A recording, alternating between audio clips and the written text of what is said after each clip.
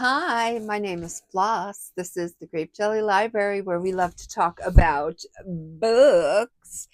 And today we are not going to do a book haul.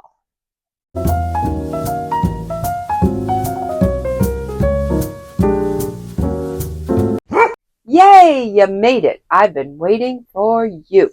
Okay, let's get into this. Not a book haul. Book haul. Okay, so this first book, I am afraid. I'm afraid of this book. More afraid of this book than I would ever be any horror book that I could read. Okay, so there's another booktuber out there, and he goes by the name of Greg. His channel is Another Bibliophile Reads. I will put his information below in my description. Head on over to his channel, check him out. He is quite the reader. He has read so many books, I couldn't even begin to fathom how many it is. But I value his opinion, and I will always read whatever Greg recommends. And this is a book that Greg recommended. So I am going to read it. I had this book. I bought it from my local library for like $1. And then somewhere along the lines, somebody, said some undesirable things about it, and it really turned me off. And they didn't elaborate on it, but they just said, that what it's basically about: a older gentleman having an inappropriate relationship with a younger female. Not sure if it's student teacher related. I don't know. I'm trying to be very naive about this and not find anything out about it because I don't want to ruin my chances of actually reading it.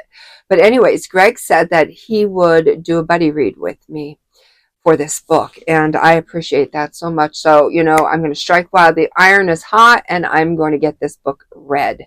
I'm an adventurous reader now. I am not the reader I used to be. I should do a video on that, how I've grown as a reader. Stay tuned. I might just do that. But he's going to read this book with me, and I am going to get it read.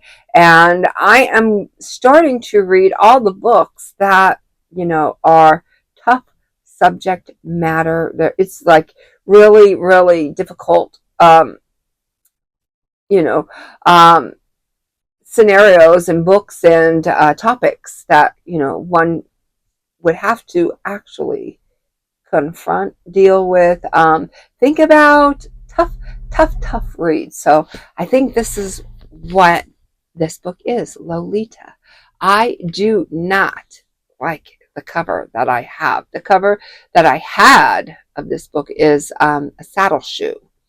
And this cover alone just creeps me out. It's the 50th anniversary edition, and I wasn't going to buy it because I just am so turned off by this cover. But I went because a book is more than its cover, right? Don't judge a book by its cover, okay? So it's about what's inside of the cover that I should be concerned with. So that's why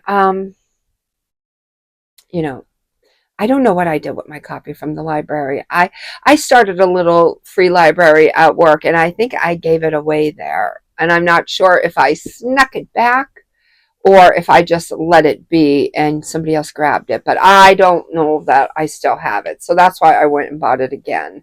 And I did pay full price for this one. I don't know. Silly me. I had it for $1, and no, let's give it away and let's go pay full price. Yeah, that makes more sense in my mind. But anyways, I have the book, and in 2025 I'm going to be reading it, and I am frightened to death. So afraid of this book. The next book, not so much. This book I love, love, love. I have never read the book. I have, hello, Theodore. I have, he's out there. It's dark out. He's out there howling like a big old wolf in the backyard. He's trying to show the other dogs who's the, listen to him carrying on like a fool. Okay. think he's talking to his friends. Okay, so anyways, I am not a moviegoer. I'm just not. But that's not to say I wouldn't watch a movie every now and again. Sure, I'm like thematic. I will watch it, a seasonal movie or a movie that they put out there that really catches my attention. Every once in a while, they do that, and they absolutely did that with this one, The House of Gucci. Yes. Now, all my Italian friends out there, please forgive me when I mispronounce these words, when I annihilate them. I murder these names. Patrizia Reggiana. Let's see.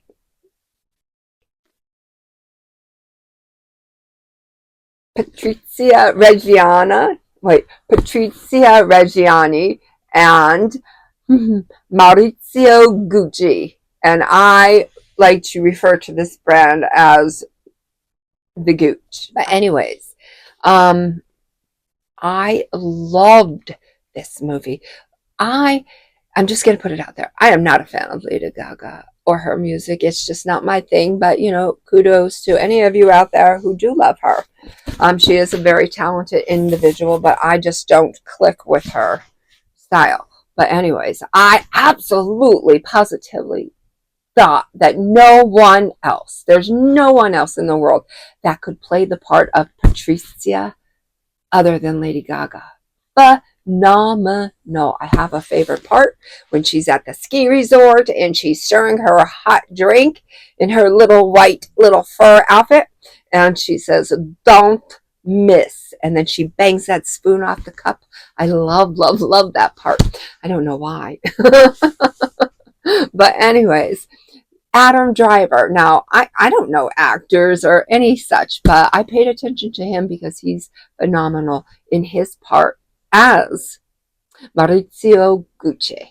He did I was going to say lovely job, but an outstanding job. He too is phenomenal. And you know what? He's delicious to look at. He is a handsome son of a gun. And I couldn't believe that Patricia wanted to off him the way that she did. Tisk, tisk, and another tisk.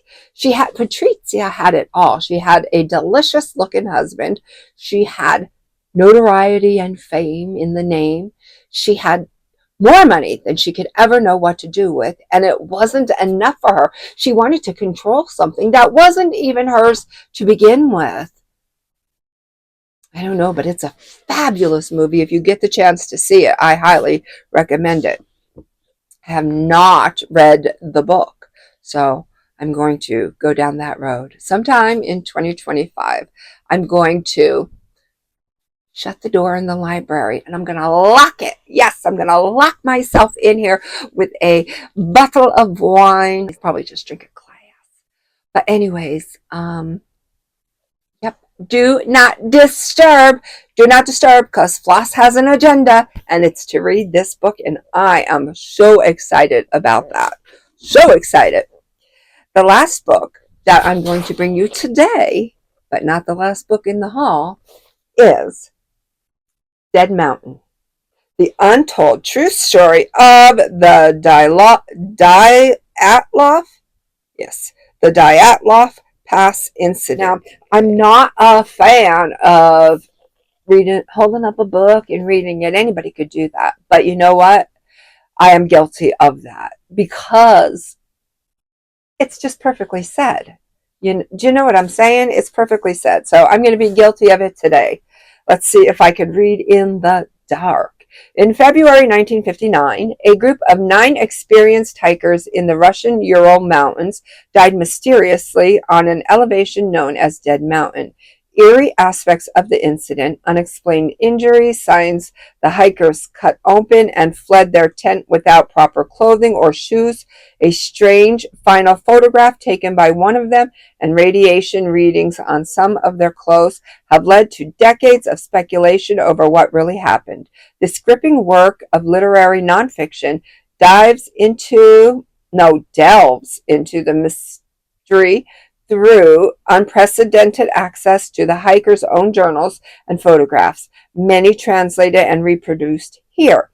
Rarely seen government records, dozens of interviews, and author Donnie Eichar's own retracing of the hiker's fateful journey in that Russian winter.